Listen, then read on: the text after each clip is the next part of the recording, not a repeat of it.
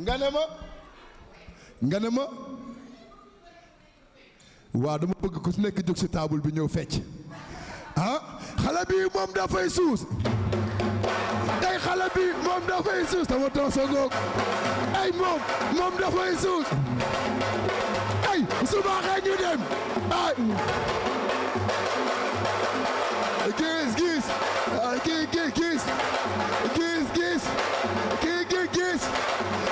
gis sama nijaay kay teral gewel sama nijaay yaay sama nijaay yaay sunu nijaay kay teral gewel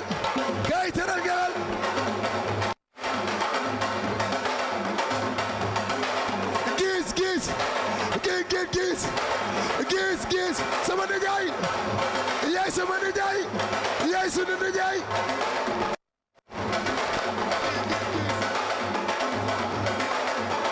gis na la xay daje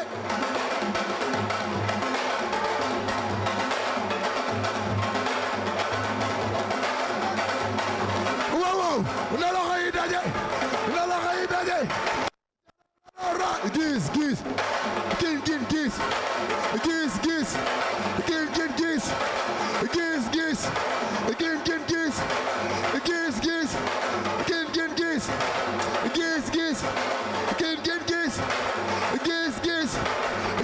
gis na ñëw gis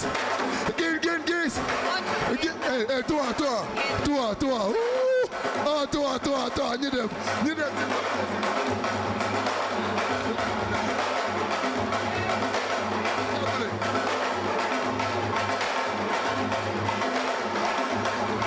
xale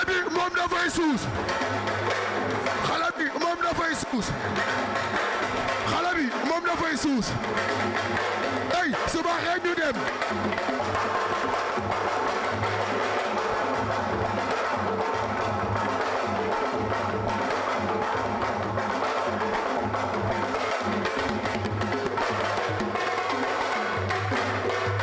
waa léegi am na sunu mbokk olof yu fi nekk ci salle bi sama maman be su ma ko yóbboo ci waalo ni na fecc ndax moo ma ne ku ci nekk na jóg ci table bi ñëw fecc noo tànk yi day baax tuuti rek waalo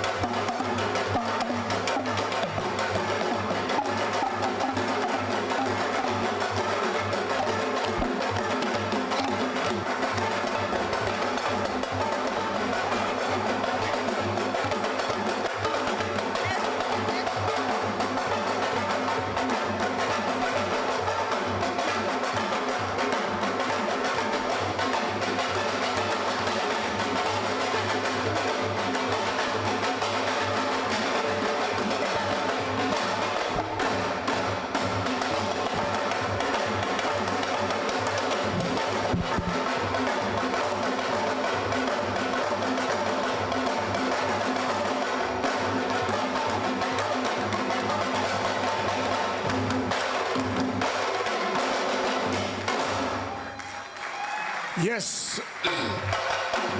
Merci.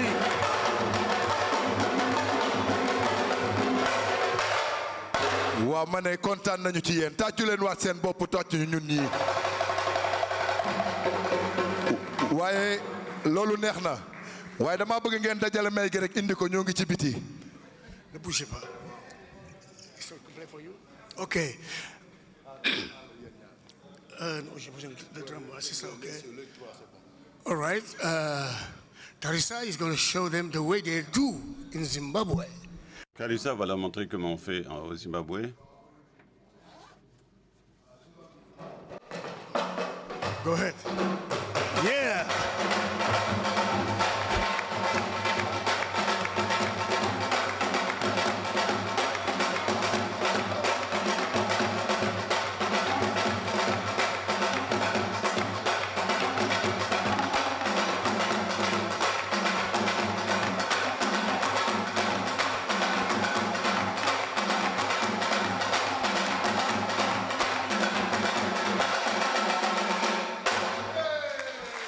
Yeah. Tarisai Chingara. Thank you. Merci. Merci. C'est bon. Merci encore une fois, mesdames et messieurs. Big round of applause à nos amis. Merci beaucoup. Merci. My Zimbabwean people, I hope you have nothing on me. Mais j'espère que mes amis zimbabwéens ne m'en veulent pas.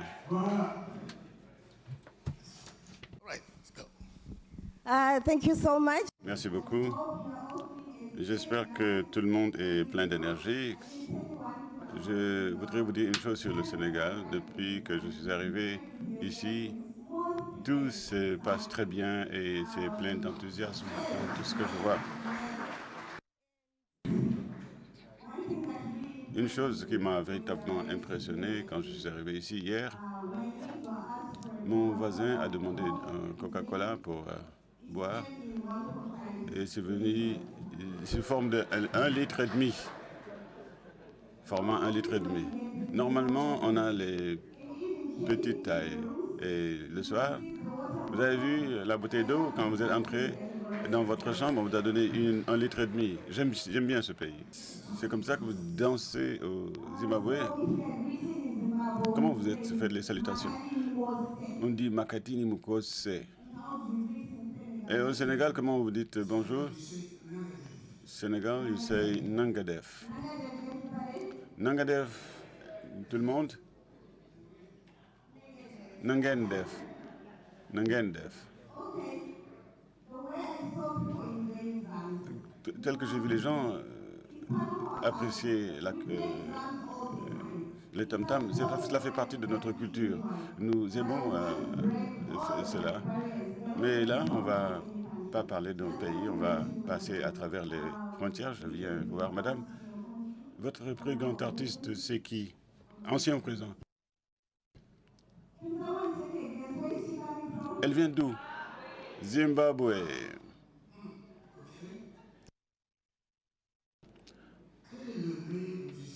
Who is the best musician in your country?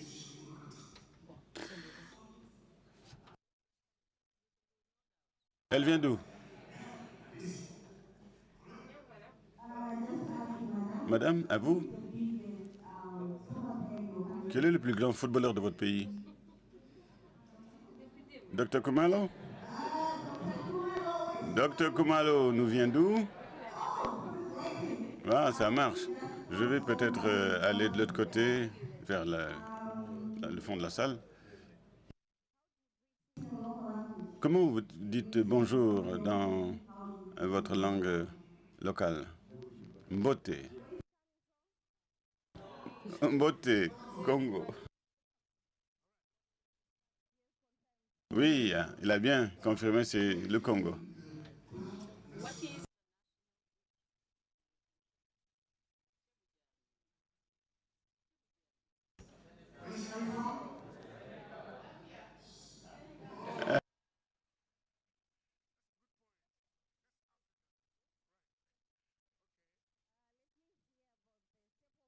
Alors, on va voir quel est le plat de base.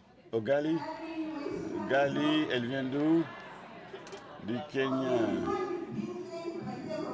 Vous savez, c'est beaucoup de pays qui disent que c'est le plat principal.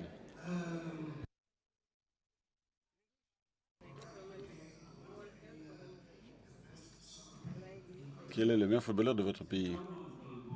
Un jeune homme qu'on appelle Boja. Je pense qu'il a 19 ans. Il vient juste d'être recruté. Il vient d'où? Boja, c'est le nom de Boja.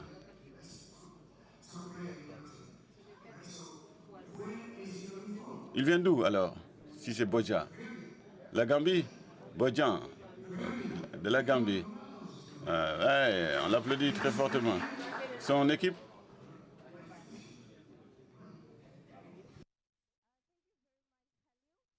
Merci beaucoup, Khalil. Ce qui apparaît fortement de cet exercice, c'est que nous sommes tous africains. On n'est pas défini par nos pays, d'où l'on vient, mais plutôt à partir des joueurs, la musique, notre alimentation. Nous sommes tous connectés dans l'esprit de la philanthropie africaine.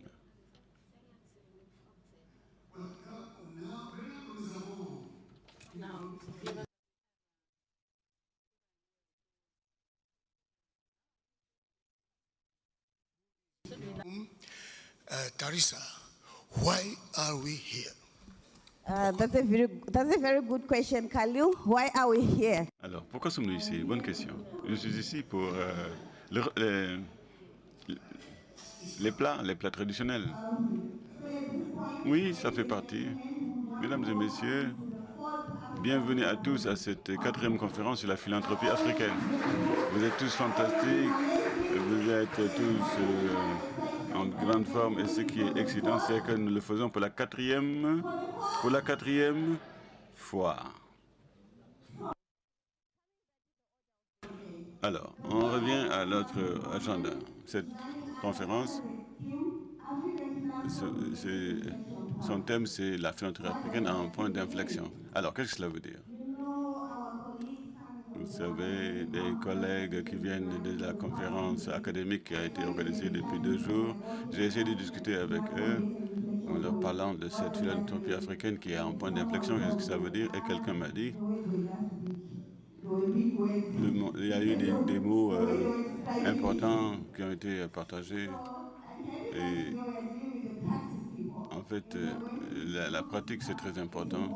Nous allons aller un peu plus en profondeur du point de vue pratique pour essayer de bien comprendre ces mots, ces points d'inflexion. Est-ce que c'est en fait, en vérité, un point d'inflexion ou pas? Est-ce que nous sommes là en train de travailler avec des hypothèses telles que je comprends cela?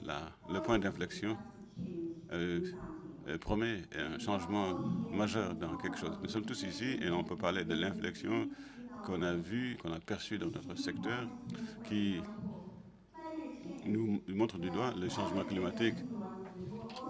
Nous sommes souvent, on parle, donc mesdames et messieurs, un point d'inflexion. On va certainement partager vos exemples pour savoir ce que vous avez expérimenté dans votre propre espace. Ça peut être positif, comme ça peut être négatif. Seulement, la raison pour laquelle nous sommes ici présents, c'est que nous devons trouver notre propre voie. Nous devons nous préparer, faire les choses différemment. Et donc, on doit prendre une décision aujourd'hui parce que c'est nous qu'on attend. Personne ne viendra nous sauver des eaux.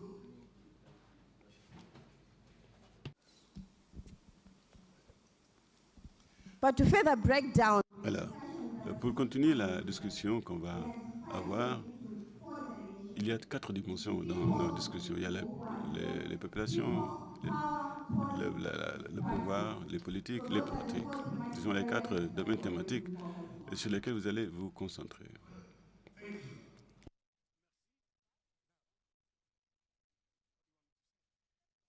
Alors, qu'est-ce que vous voulez que je dise?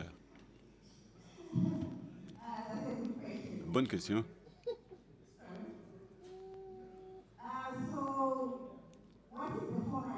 During these 3 days,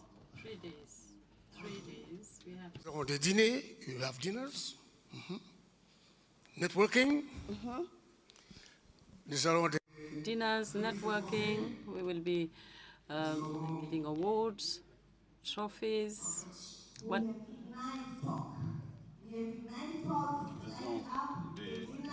Lined up, and there's going to be a Lifetime Achievement Awards being announced tomorrow. And just to unpack in terms of what is coming up today, there's the biggest artist who is going to grace us today.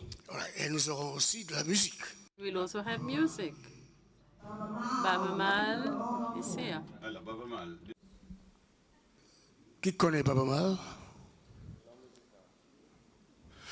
Qu'est-ce qui a marqué récemment la carrière de Baba Mal? Now, what is special about Baba Mal's career? Oui, il a fait la musique du film Black Panther. Voilà. Donc, il sera avec nous. He will be with us this afternoon. It will be part of the menu that we have for you for the 3 coming days. And we are just crossing over to a few housekeeping rules. I hope you are all connected on the Wi-Fi. We really need to make the social media ablaze. Post whatever you think, whatever you come across.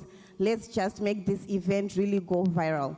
On that note also, don't forget that there is an exhibition going on out there. Take time to visit, to interact with colleagues who are displaying the work that they are doing in advancing African philanthropy. And also there's a youth corner that is going to be a permanent feature throughout the conference. Please, the youth are refusing that they are the future leaders of tomorrow. They are leaders of now. Please do interact in that space as well. But without wasting much time, we would want really to acknowledge the different partners who have really made this event possible. The key partners are all of you, but there's a group of individuals, organizations who have been brainstorming, talking, preparing the program, and ensuring that everything runs smoothly today. So these are the different partners that would want now to welcome to the stage so that they officially give us some welcome remarks as we begin our program. Go ahead and lead for Ibrahim. And onto the stage first is Dr. Ibrahim Sal, all the way from Trust Africa. Monsieur Ibrahim Sal. Yes.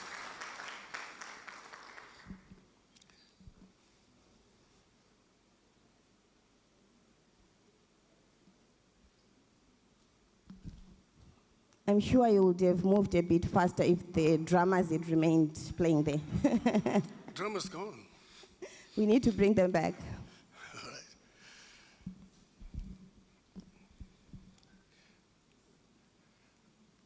Nous allons donc accueillir. And we're now going to welcome Mr. Ibrahim Sal. Trust Africa. Big round of applause. Mr. Sal, welcome. Right.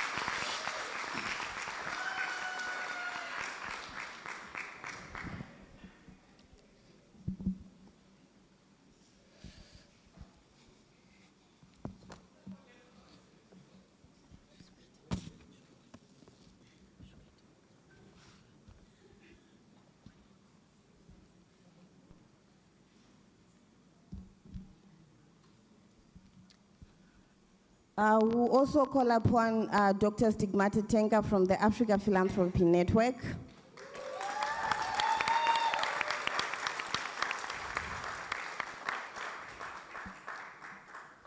We'll also call upon Professor Bekinkos Moyo from the Center of African Philanthropy Social Investment.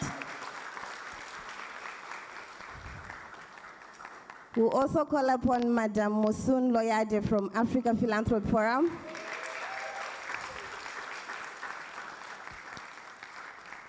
All the way from East Africa Philanthropy Network, EAPN, Mr. Evans Oking.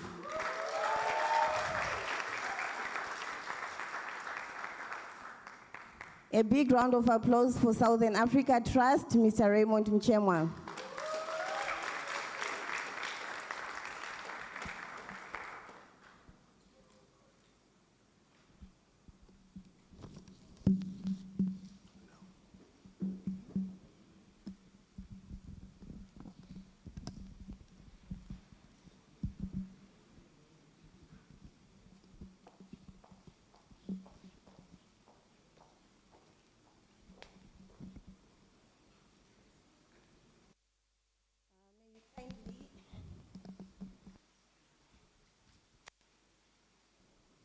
May you kindly give your welcome remarks as we begin.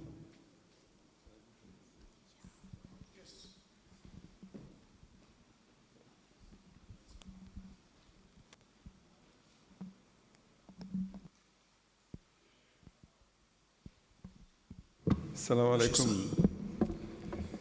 Bonjour. Good morning. Hey, that sounds a bit better. But you know, he said good morning. Please.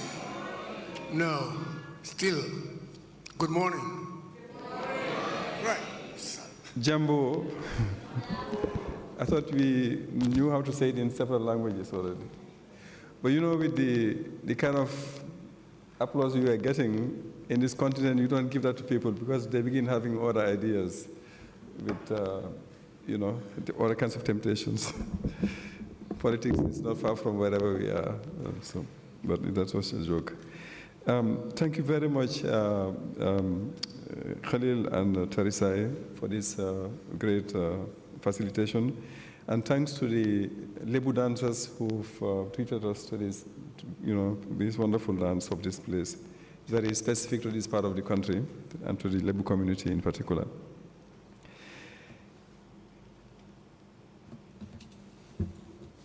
It's a great pleasure to welcome everyone to this fourth edition of the African Philanthropy Conference. I'd like to recognize everybody here, the partners. We are organizing this conference suite for the fourth time. All the organizations have been mentioned. The representative of Wits University, Professor Milford Soko, who is traveled all the way from South Africa to represent his university. Our elders, the founders of this community, those who have played pioneering roles in this community, many of whom are in the room here, and we are very happy and proud to have them with us today. Just to name a few, Akwasi, Jerry, Natalia, Janet, and all the others. Sarah, of course. Colleagues and friends, it is a moment in this world when people are wondering actually where this world is heading, right? What one hears every day is that the world is at the edge, at a tipping point, that things cannot continue as they have functioned so far. And all kinds of ways of describing the current moment is something we are used to hearing. The world is on fire, it's just one expression. We are living in catastrophic times. But that we knew. We knew from all that we are seeing and from all that we are hearing, but also from what we are experiencing in our daily lives. That the situations are difficult and things cannot continue as before. We also knew that Africa has more than its fair share of the problems of this world and of the catastrophes that we are living in. Nowhere are the crises that we are living in felt more than in Africa itself, where you have all the things we...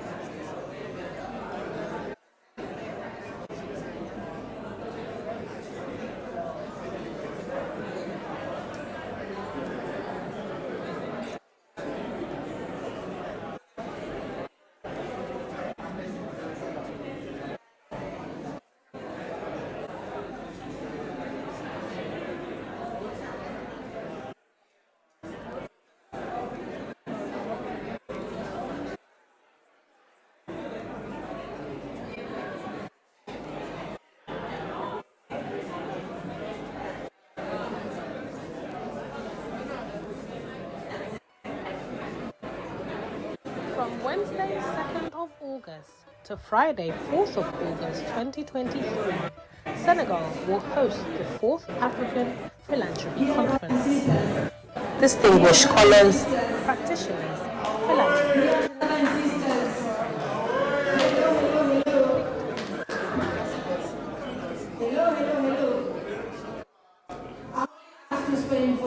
minutes for this. If you're taking 5 minutes from I will be taking minutes from your. Can we do social contract?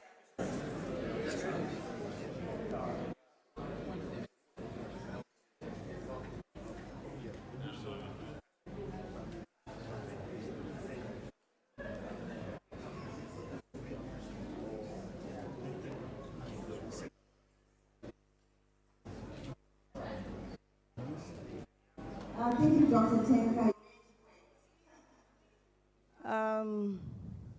Good afternoon, everyone. Welcome back. I hope you have had time to interact and you have had your teas, fruits, anything that you so wished to have.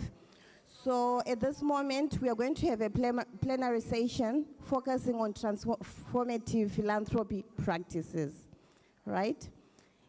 And just to bring you up to speed in terms of the program, because there have been changes, if you have an old program, can you do yourself a favor? Can you scan the QR code here? You automatically look at the updated program so that we all know where we are and what will happen after the plenary session.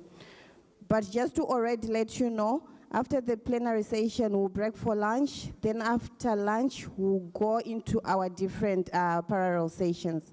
We'll keep you updated on that. Over to you, Dr. Tenka.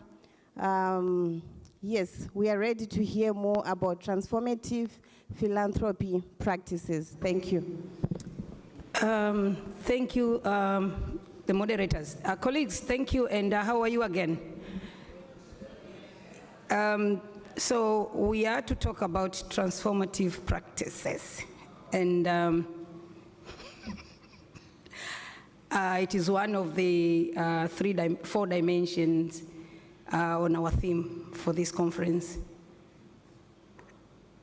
And just for everyone, this seems sit very well within the mission of Africa Philanthropy Network, because we are to, our mission is to elevate the practices and to reclaim the power in various ways of giving in the continent.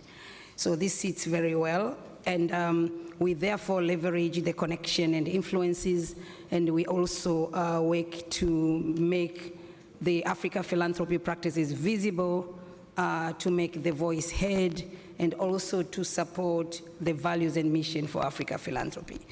Again, we are going to focus on practices, and as we understand, the practices are really core when we speak about the current narrative of African philanthropy, because we always link them to different kind of or ways of philanthropic giving or philanthropic practices.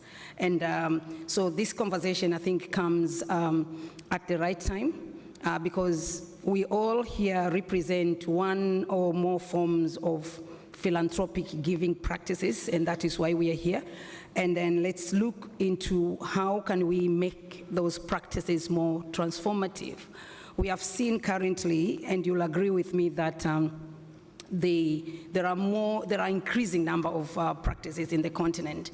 Those which existed from as long as African DNA, which are very much informal, horizontal philanthropy, but there are those that are emerging now, including the institution of philanthropy. And that increasing number requires to be coordinated, to enhance collaboration.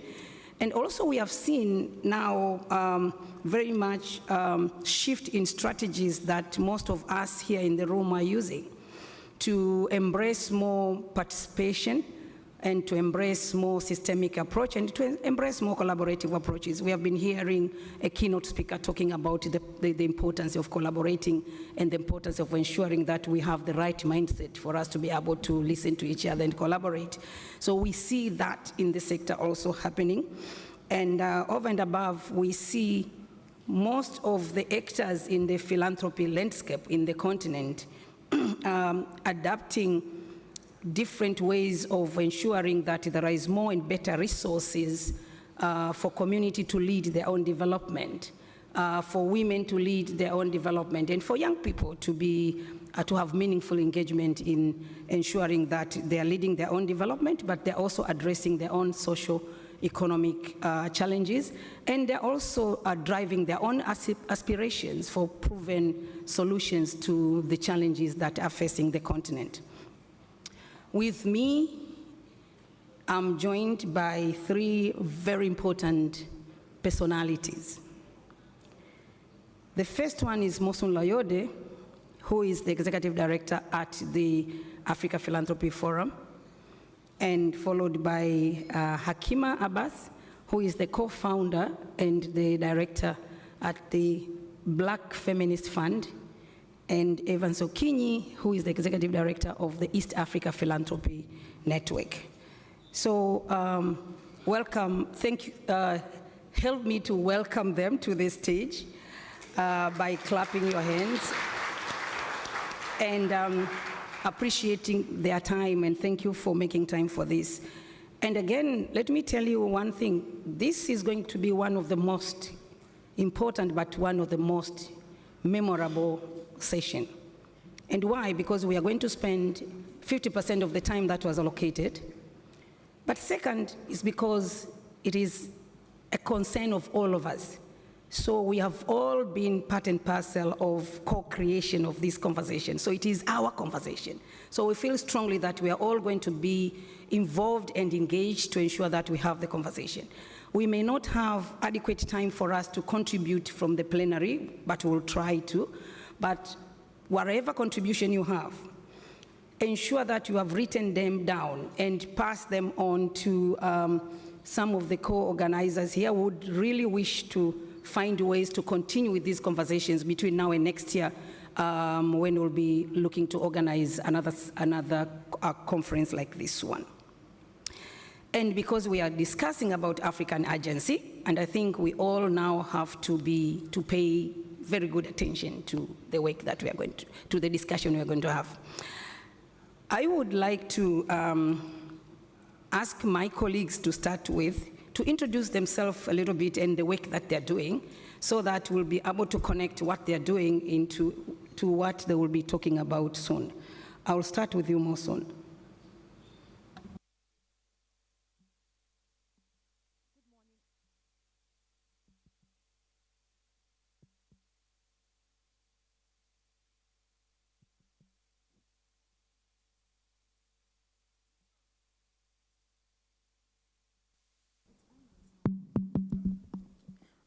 Thank you. Good morning again. I'm Mosun Layode. I serve as the Executive Director at African Philanthropy Forum.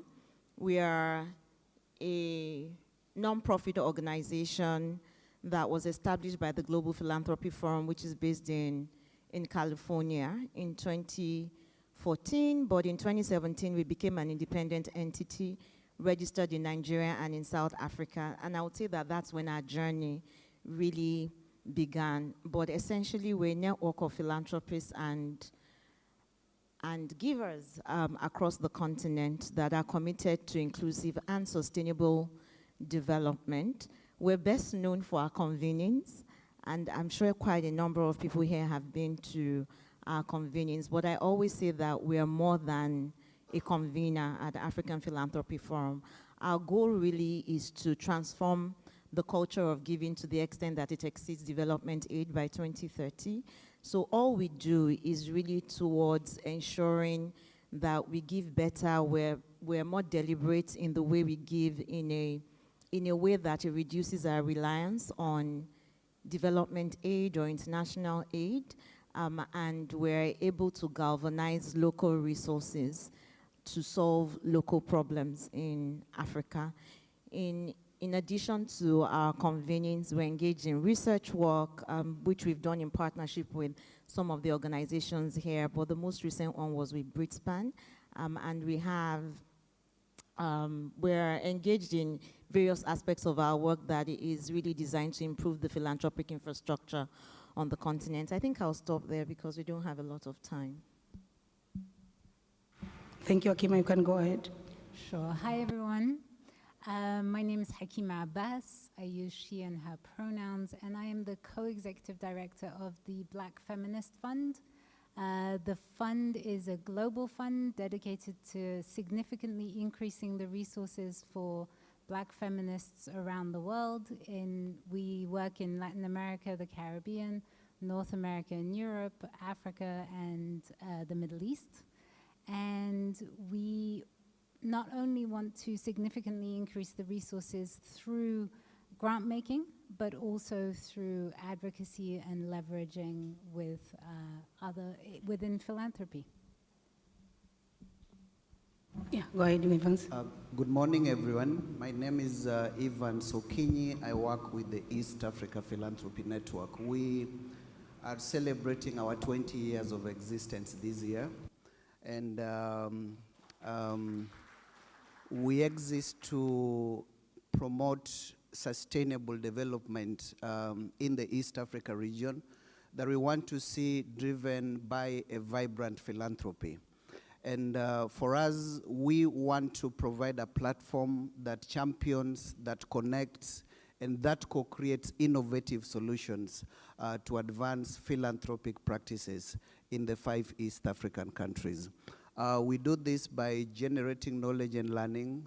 We want to see collaborations between government, private sector, and civil society being enhanced.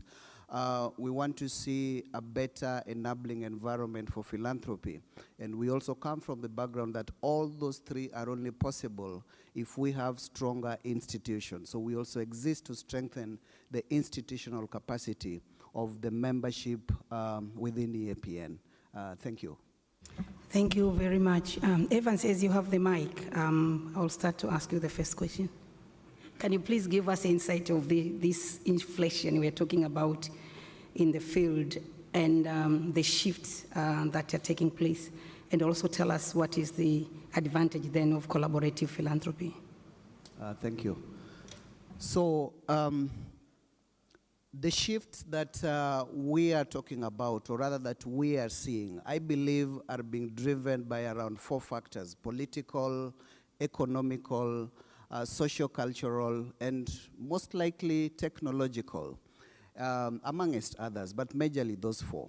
And what we are seeing is a lot of practices that we are now seeing within the philanthropic space, and of course our engagement with the other development actors is modeling themselves around those factors that I've mentioned. And what we are seeing in this continent, and some had already been highlighted by Mamadou, is around, for example, the shifts that we are seeing in the grant-making practices that we are currently seeing in the continent, the changes that we are seeing in the actors who are engaged in the philanthropy space. When EAPN, for example, was formed, it was an association of grant makers. By then, 20 years ago, our definition of philanthropy and what we would see was more about the grant-making entities. Today, we have seen a lot of shifts. We have seen a lot of changes in that space. We are seeing the intermediaries being in the space, of course, the grant-making and the donor entities still being there, but also we have the grassroots entities engaged in the development process. We are seeing changes in approaches. When EAPN was created, when most of the organizations here were created, we were seeing charity-driven, which was reactive. What we are now seeing is philanthropy that is very strategic, philanthropy that is very impactful, and that is a transition, that is a change that we are seeing. We are seeing the technology playing a role in democratizing and making philanthropy efficient, and that is some of the issues that we are seeing. There are many innovative financing models which are now in the space, and a lot of these are driven by those factors that we had earlier mentioned. Communities are now being put at the center of decision making. We are now having communities as a consultative process before we get into the programs that we want to run at our individual institutions, and of course in some countries in our engagement with the government. And that is some of the changes that we are seeing in the space. There's still currently ongoing conversations around the need to have local organizations sitting at the center and being empowered to drive the the development process, the localization agenda. And this again is as a result of the pressures that is coming out of the forces that we have talked about. There's still increased demand for accountability. These were not the cases a few years ago. And there are issues that we cannot run away from as we speak. And so all this requires us as a sector to appreciate the need for us to approach development from a broader angle, the need for us to reach out to other entities so that we can address the complex issues that are engaged and involved in development. And so we cannot run away from collaboration. We cannot run away from partnership. We have to get into that complex ecosystem and really understand the interrelationship and the interconnectedness of all these actors and factors that we are talking about. And so when you ask about why we've got to collaborate, I think it is pretty obvious, for example, that we are in this room today because of collaboration. This would not be possible if we were not connected, if we were not collaborative in our approach. And being in this room today, I was interacting and chatting with a few of our friends around, and there's already a lot of learning taking place. There's already a lot of connections taking place. For us to deal with those complex issues that I've mentioned earlier, we've got to connect, and this connection is possible through collaboration. And so one of the things that is coming out is we've got to collaborate so that we can enhance the learnings, the connections that can then help us in advancing the development agenda that has brought us here together. We are currently living in a continent where the role of the private sector is very clear. If you go to any government in this development process, it's pretty clear. The data is there, the results can be seen. If you look at the role that the governments are playing, it is there, it can be seen, the data is there. But if you come to civil society, and in specific philanthropy, then there are a lot of gray areas that we need to address. And one of them is around how can we be strategic in demonstrating our contribution to the national development process. And so that increasing demand really calls on us to collaborate, collaborating around data collection, collaborating around shaping our narrative. And so for us to demonstrate that contribution that we are making, we've got to, for example, tell our own stories in shaping the narrative. And so this is only possible if we break the barriers that we are having, if we address development from a systems transformation angle, and that will enhance our collective adaptation to the issues that we are talking about. The other thing is, if there's one thing that COVID taught us, was the need for us to inculcate a culture of resilience in the continent, and in specific within the sector of philanthropy. I think we did very well as a continent around demonstrating our togetherness, our community approach to work. And so if that is the case, and if we all appreciate that we've got to build that resilience, then we can never do it if we approach it from an individualistic angle. We've got to break the barriers, we've got to break the silos and really build resilience from a collaborative angle, from a partnership angle. We have been talking about, for example, the localization agenda, and one of the conversations which is at the center of that initiative is around risks, is around trust, is around accountability.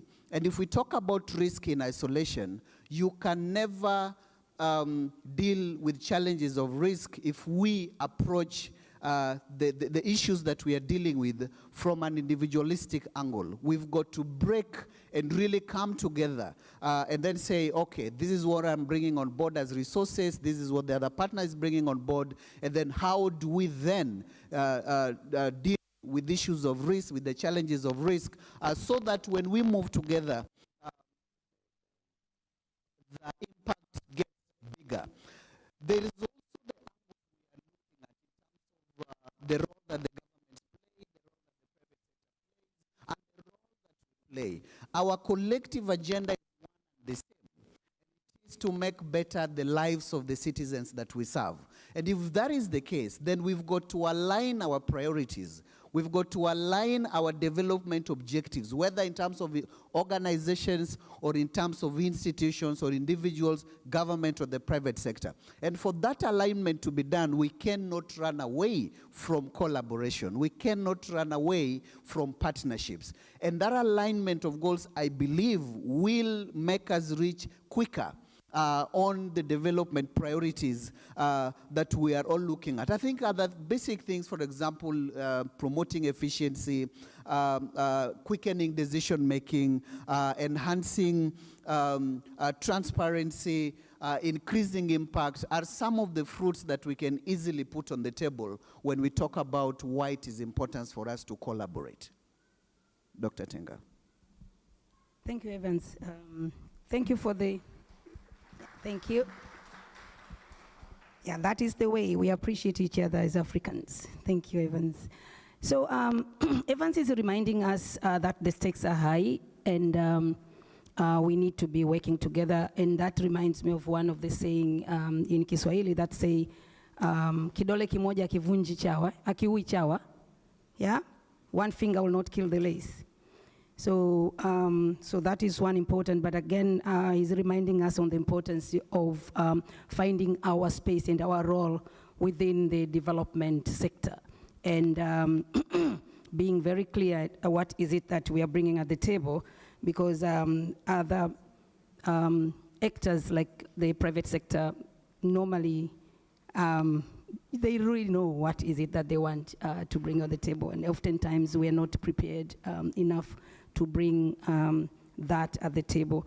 You have also heard him talking about many other things, including the need to be part of an active participant in the development arena.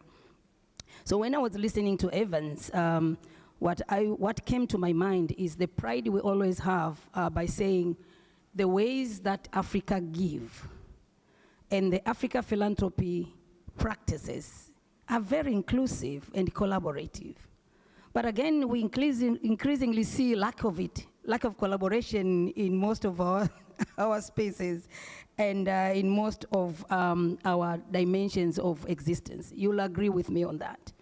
So I would like to turn now to Hakima and ask her to expand a little bit more on what Evan spoke about, the same shifts and inflation point in Africa philanthropy, but with a specific call and examples on what is it then that Africa philanthropy must respond on. Welcome, Hakima. Thank you. The inflection point. I really like the way that's framed in our program. They said dramatic, drastic, and systemic event. But even that, at the moment, feels like an understatement. Isn't that how we all feel? Like, Ibrima this morning talked about the world being on fire. And I think that feels more like what is happening. We are in a moment in history of deep and multiple crises. And so the question isn't really whether there will be change. Change is inevitable. The question is whether we're willing to push in which direction of that change. Are we going to be pushing in the direction of normalizing what is now, maybe making that feel a little better, you know, advancing solutions, but solutions that may be false and not transformative, reinforcing some of the devastation of the earth and all of these things? Or are we willing to support those who are pushing forward life-affirming, liberatory futures, those that are planet-sustaining? We know that constituency-led African social movements are creating these liberatory futures every day. And the transformation that we need is going to be led by the most oppressed, by rural women, by impoverished women. Oh, am I not being loud enough? Can you hear me? Okay. I'll say it again. The liberated future that we're looking for will be led by the most oppressed. It will be led by rural women. It will be led by impoverished women and gender-expansive people. And the question that you asked me, Stigmata, around what is the role for philanthropy? Much of philanthropy in the world that we see is more so wealth hoarding than wealth redistributing. And it reinforces the power asymmetry oftentimes, the power asymmetry between the North and the South, and between all of the different factors of oppression. So as African philanthropy, are there ways that we can shift out of tinkering from the edges, which really only distracts and diverts African social movements and makes some feel better, and move to making a difference and asking ourselves, what rules can we break? In this sector that wasn't designed for African liberation, what rules can we break in philanthropy in order to support African liberation? And for that, we will need, as Evans was saying, to take risks. We're going to need to be bold. We're going to need to also believe in the future and the change that our liberators are creating. Some call that trust-based philanthropy, but even more so, just are we willing to be led by the most oppressed? And participatory philanthropy, again, is one of the buzzwords. That it means what kind of goals are we setting? Who sets those goals? Who's making those decisions for how that redistribution of wealth occurs? I think this morning someone talked about impact and scale and how we as philanthropy need to measure impact. But often when we talk about scale in philanthropy, we talk about scale in relation to how social movements, what they're doing is big or small, rather than also talking about what is the scale of the resourcing that we're providing. We do not often provide grant sizes that can be impactful, and yet we want people to make the change of transformation for our liberated future on peanuts. So how can we change that in philanthropy? How can we support those who are really creating the change, not just the registered NGOs that might have an office outside, but the non-registered, the groups and the communities and the constituencies who are shifting the realities for the majority of our people. I think for that we also need long-term core and flexible funding. I know that's something we all say, we need to do it. We need to turn that talk into the walk. We need intersectional funding. But someone also this morning, I think the keynote speaker was talking about how we leverage. Because it's true, we're paying with a small amount of money, unfortunately still, as African philanthropists. So what we also have to do is shift philanthropy and turn it on its head, so that no longer can it be seeming that philanthropy, at least institutionalized philanthropy, is doing us a favor, is somehow providing charity for Africa. But instead, that we reclaim the power, that we take back that wealth, and that we put it forward to the people who will make the change.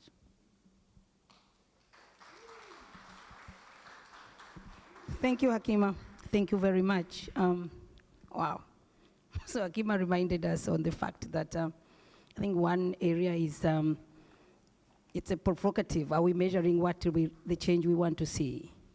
What type of measurement tools are we using? Are we getting there?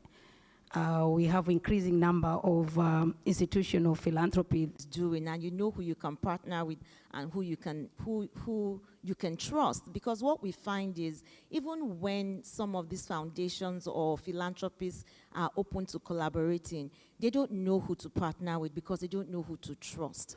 But when you belong to a network, you're part of a network that knows the people in the space, that is familiar with the organizations, understands what everybody is doing, and has a helicopter view of what is happening in the community. They're able to guide you in the way to go and who to partner with. So for me, and I'm not advertising for APF or any one of these organizations, but just join a credible network within your own space. that can help guide you and put you in touch with the relevant organizations, and so that we can pool resources and pool funds. Are you saying we have 10 minutes? Okay, no, I saw her. All right. So I'll okay. All right, I'll make this brief.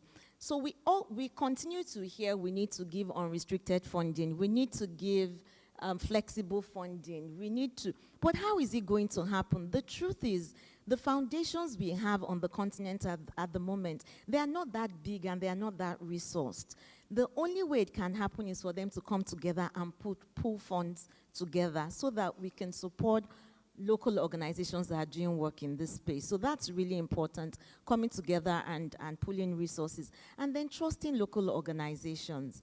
A lot of funders in Africa tend to trust international organizations more than they trust local organizations. So it's important for us to begin to look inwards and identify those who are closest to the community that are doing great work that we can support. And I think the final thing I'm going to say is a challenge to PSOs like APF and some of the other organizations in the room that do similar work. And that is, we need to find new people, because those that we go to are fatigued. They are tired of being asked for funds repeatedly. Everybody goes to the same people. It's the same usual suspects that we're going to for funds. And there is very limited resources. And so we need to identify new people in this space. And there is a lot of work that is going on. There are people that have the potential to give, but they just don't know how and they don't know who to go to. We need to find those people so that we can unlock more funding for local nonprofits as opposed to going to the same people we've always gone to. And that's why I like the fact that we're going to have a session on emerging actors tomorrow, where we talk about the other actors in this space who are giving and who we should be concentrating more effort on in terms of finding them and harnessing their resources for better giving. Thank you. Thank you very much, Moson. I see Hakima wanting to add something from what you have said. And I think I would also wish, really, Hakima, if you can, to touch on the role of movement in transformation. Just touch on. That's a big one, Stigmata. You can't throw. We can only touch because of time, okay, but at least the role of social movements in transformation. I just wanted to add to what you were saying, sis, that a collaboration in philanthropy is so important. And what we do with that collaboration, learning from each other, exchanging, but also how we organize ourselves to actually make that difference. As you said, we all come with the small pots of money. How can we bring that to a bigger pot of money in order for us to give? And one of the things that I was thinking as you both were speaking was how important it is also to make sure to think about who we're collaborating with, because it has to be values aligned. One of the things that we have put together as a Black Feminist Fund is a Black Women in Philanthropy network.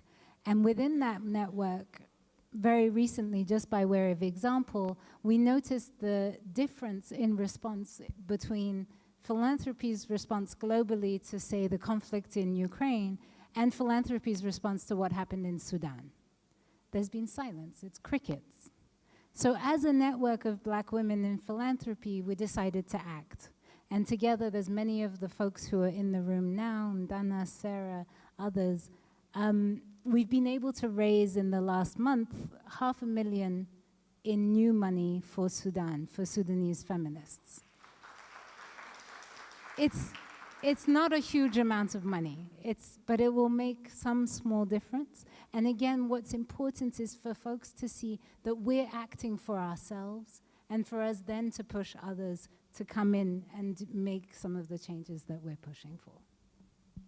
Thank you very much. Thank you for the addition. So there again, this discussion by Moson and Hakima is reminding us, especially Moson, on the need for us to interrogate on our logos and egos and prioritize the community needs and the needs of our constituencies, building on relationships, because I think we are chasing more of the resources than building on the relationship we have, and that makes collaboration a little bit difficult, but also Mosun reminded us on the fact that we are very much modeled by, I think, the way development is done, to an extent that we focus more on project-based, initiative-based, and we forgot the larger picture of how best we can leverage on the resources and the capital we have and the social capital and assets within our communities, and how that can contribute into the development. I would like to, I'm seeing a lot of practitioners here, and I feel very sad that we have limited time. These moderators, if I'm going to rate you, I'll rate you a little bit low, because I see a lot of people who would share from the practice side, but we cannot invite most of them, but at least 2 hands from the group before I come back to the panelists and ask them to tell us, each of them to tell us at least one lesson that they have learned, which we can take away with here, to enhance our transformative thinking into the African philanthropy. But at least two questions from the floor, please, bear with us, or contributions.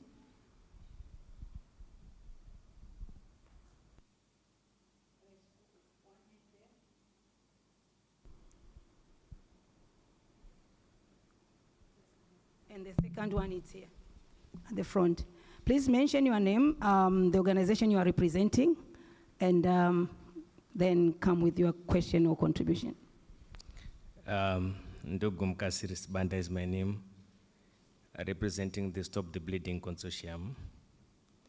So my question is that, starting just with a brief comment from Bob Marley, in the abundance of water, the fool is thirsty. We are talking about philanthropy, looking at high net worth individuals, corporations, and when it comes to domestic resource mobilization, particularly taxation, these are the most evaders of tax. They avoid paying a fair share of taxes. So how do we reconcile one act of stealing more and bringing back a little for appreciation? Thank you.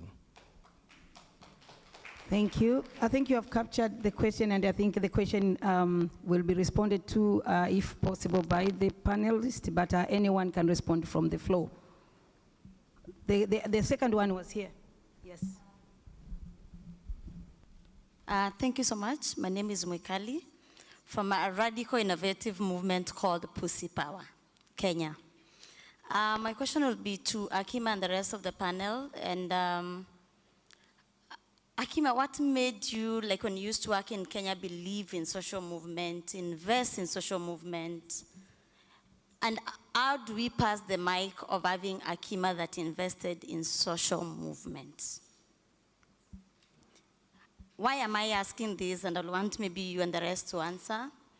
Now there's so much romanticization of social movement, where I'm seeing a couple of high-end NGO calling themselves social movements. I'm seeing people who used to be anti-feminists calling themselves feminists and getting the money that belongs to the feminists, acknowledging I don't have a register for all the feminists and marking scheme for feminism. But how do we prevent this co-option, but at the same time collaborate, but not also at the same time NGOize the struggle? Thank you. Thank you very much for the question. So there are 2 questions that came from the floor. Are you up to responding to part of that, my colleagues? And then we'll continue this conversation even beyond this plenary. Who wants to come first? Yeah, I can speak to the first question, and I think it's an important one, and it's a conversation that has been ongoing in this space, and particularly now because of the discussion around decolonization of aid, and it's been part of what is being discussed. It's not just, we're not just looking at having more Black people in positions of authority in nonprofits or in foundations, or having locals instead of INGOs. Well, the important thing is also to look at practices and accountability and how money is earned. So it's this space is not one that is particularly governed, if you know what I mean.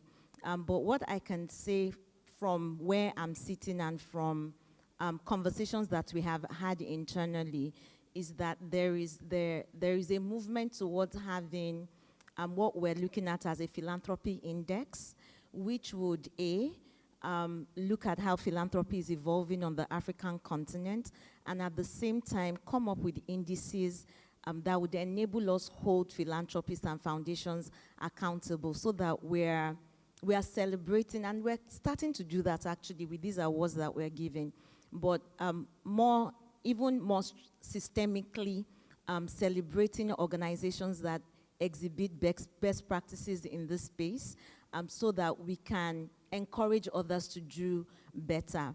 I also know that, at least I can speak for APF, and I would extend myself to some of the other organizations here, that a lot of due diligence is done when we're accepting members to our network. So it's not everyone that applies that becomes a member, and that says something, because we need to be sure that those that are joining our community have ethical, morally they stand upright in the community, and they're abiding by the ethics of our own network as well. So would you end by talking about any lesson you want to share, or a good practice that you want to share shortly, just half a minute or so? I think it's really listening and building strong relationships. I think the best thing for me in this space over the years is building relationships and leveraging those relationships. It unlocks a lot more than funding, and to concentrate less on looking for funding, but building strong relationships and networks. Please, you can go on. The brother in the back, I'm sorry, I missed your name, but thank you for that question. I don't even think it's a question, it's a statement, which is an important one. There is no purposeful philanthropy if it's simply tax injustice. We can't let philanthropy be a tool, as I said, of wealth hoarding. It must be a tool of wealth redistribution. I don't think as Africans in philanthropy that we can, I think this tactic is more so one of infiltration in terms of institutionalized philanthropy. And if we are to infiltrate these institutions, we have to change them once we're in. We can't let business be as usual. And absolutely tax justice, I would say even economic justice, we have to, for a liberated Africa, it can't be capitalist, in my opinion. But Rachel, you were talking about the ways in which people have captured or co-opted the narratives of social movements, and how that means that in many ways philanthropy responds in ways that divert money from the most oppressed and those who are organized themselves. I see that happening as well. As you said, I think there's an NGOization of resistance which we need to move away from, not only because many people can't register given the legal frameworks, but also because as states and frameworks become more authoritarian, how we respond to that will likely be outside of those frameworks. So as African philanthropy, again, it's about how we can push and take risks, fund non-registered groups, fund really those who are making the transformation that we need on the continent. Again, do you want to leave us with any lesson or best practice? Or that is it? I'm not sure what lessons. No, I don't have a lesson. Sorry, Stigmata. Okay, it's okay, it's okay. Yeah, so Stigmata has told me to go straight to lessons. One of our cultural roots as a people in this continent, which have for the longest time been based on community, based on collectivism and solidarity, are actually natural points of collaboration for us as a continent. And if you look at initiatives which have withstood the test of time, are those ones which were pegged in communities, those ones which had communities at the center of creation, or rather co-creation, all the way to what they are today. And we looked at this during COVID-19, when all the people that we have been looking at as a continent went to settle their domestic issues, and we were left as a people. And we saw a continent rising up to stand, mobilize its own resources from communities, and deal with the challenges that we had then. And so a critical lesson came out of this, and we understood as a network, for example, at EAPN, that there's a lot of resources that is existing in this continent. And all that we need to do is to approach it from a co-creation angle, to be as inclusive as possible, to have communities at the center of decision making, and then push forward the development agenda. The keynote speaker in the morning gave an example of the collaborative initiative that they did, Rockefeller, Bill and Melinda Gates. There's what Ford is doing with Mott in South Africa. There are a lot of initiatives that came out during COVID, and they have proved that they can be transformative if handled well. And so the lesson that I can share from my end is the need for us to be very co-creative, the need for us to be very inclusive. And as I come to a close, Dr. Tenga, I think that a lot of times we go to conferences and have good conversations, they have good engagements, but then we fail to appreciate the role that infrastructure support organizations play in the implementation of the deliberations of these conversations. We fail to appreciate the role of having a well-coordinated ecosystem for the advancement of whatever resolutions we come out with. And I will not stop without challenging us to really embrace the need to be part of, networks, because whether we talk about enabling environment, this can only be championed by a movement. Those movements are built from these networks that we are talking about. If we talk about our engagements with the government, we cannot do it as individual entities, but we can do it as a collective voice. And so I want to challenge us, the donors in the room, the other entities in the room. This is the time for us to build a stronger ecosystem, to really build a stronger infrastructure, to champion the agenda that we are collectively championing. Thank you.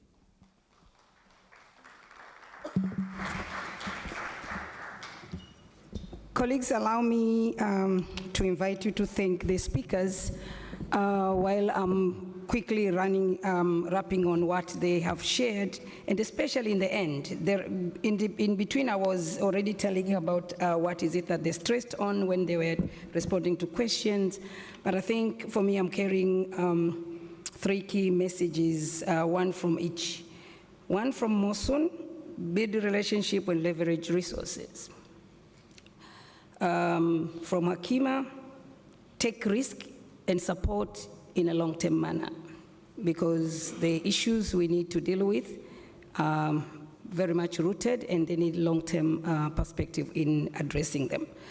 Evans: be a co-creator, be inclusive, and make sure you appreciate the role of the infrastructure that can bring us together to form relationship, to be able to leverage on resources, but also to be able to build the trust. Trust was discussed many times here. That is, I think, is what is coming up. So, to conclude, what I was hearing us saying in this plenary is that we want the future of African philanthropy, but we want the future that is widely owned, and we want the future which is developed through values, through principles and processes of participatory and collaborative philanthropy. And to do that, we need to have the right, we need to change ourselves and have the right mindset. And we need to have humility and boldness, and be ready to challenge our own power, and also to listen to and work with others. With this, kindly join me to thank the panelists again.